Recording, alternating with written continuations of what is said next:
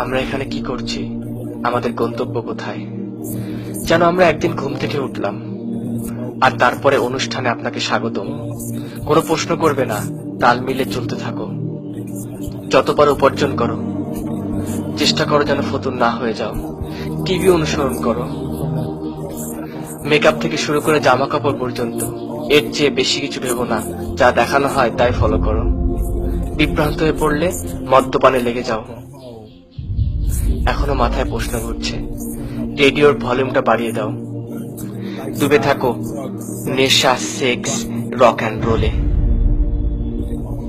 আমি শুধু জানতে চাই, এই চক্রাকারে ঘুরতে থাকা জীবনধারার বাইরে কি আর কিছুই নেই?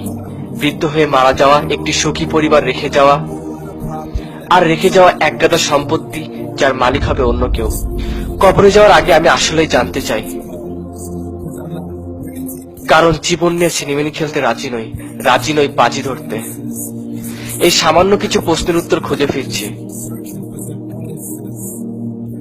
আমরা এখানে কি করছি? আমাদের লক্ষ্য কি? আমরা এখানে আসলাম কিভাবে? কে আমাদেরকে এত নিখুঁত ভাবে তৈরি করলো? মৃত্যুর পর কি হয়? এই পৃথিবী কি আসলেই গুরুত্বপূর্ণ? এসব প্রশ্নগুলোর উত্তর দিতে চাই না, কারণ প্রয়োজন নেই তো উত্তর জানার। এই জীবনে তো কোনো উদ্দেশ্য নেই, আমাদের অস্তিত্ব তো শুধুই প্রাকৃতিক। সেক্ষেত্রে আমাকে একটি প্রশ্ন করতে দিন, তুমি কি নিজেই নিজের স্রষ্টা, নাকি কেউ তোমাকে তৈরি করেছে? কারণ তুমি এমন এক সৃষ্টি, ত্রুটি মুক্ত, ক্ষমতা অসমান্তরাল। তুমি সর্বোচ্চ বুদ্ধিমত্তার অধিকারী। আমি শুধু সাধারণ যুক্তি ব্যবহার করছি। এমন ক্যামেরা পৃথিবীতে নেই যা মানুষের চোখের ধারে কাছে আসতে পারে। না আছে এমন কম্পিউটার যা মানুষের মস্তিষ্কের সমান হতে পারবে। পৃথিবীর সব মানুষ মিলেও একটি মাছিও তৈরি করতে পারবে না। এত এত নিদর্শন, তবু আমরা অস্বীকার করি।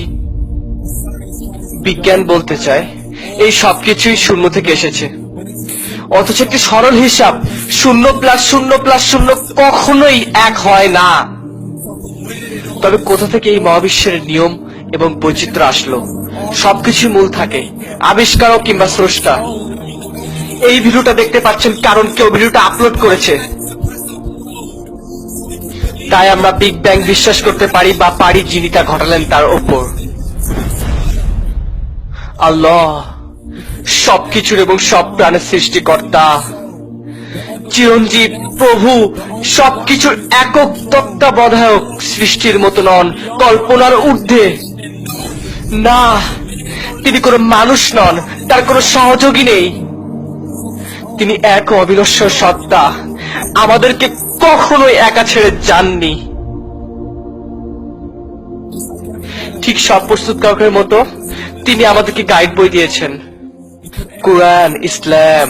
দুঃখিত জলদি উপসংহারে চলে আসার জন্য, কিন্তু এটাই একমাত্র সম্ভব। এতে আছে স্রষ্টার যৌক্তিক বর্ণনা, এক এবং অদ্বিতীয়, সর্বোচ্চ ক্ষমতার অধিকারী। কাউকে জন্ম দেননি, কেউ তাকে জন্ম দেয়নি। একটি বই যার শূন্য ত্রুটি, বৈজ্ঞানিক আর ঐতিহাসিক অলৌকিক তত্ত্ব। আজ থেকে 1400 বছর আগে যেমন মানুষের ভ্রূণের নির্ভুল এবং পরিপূর্ণ বর্ণনা, মানুষের ভ্রূণের যে বর্ণনা কোরআনে আছে সেটি 7ম শতাব্দীর বৈজ্ঞানিক জ্ঞান থেকে আসা সম্ভব নয়। পৃথিবীর জন্য পর্বতমালা কিলক স্বরূপ, যাতে পৃথিবী নরম থেকে রক্ষা পায়। বিচ্ছিন্ন দুটি প্রবাহিত সমুদ্রের পানি কখনোই এক হবে না। গ্রহগুলো নির্দিষ্ট কক্ষপথে চলার তথ্য, আর এই ঘূর্ণায়মান প্রতিক্রিয়া প্রভাবের দিন এবং রাত হওয়া।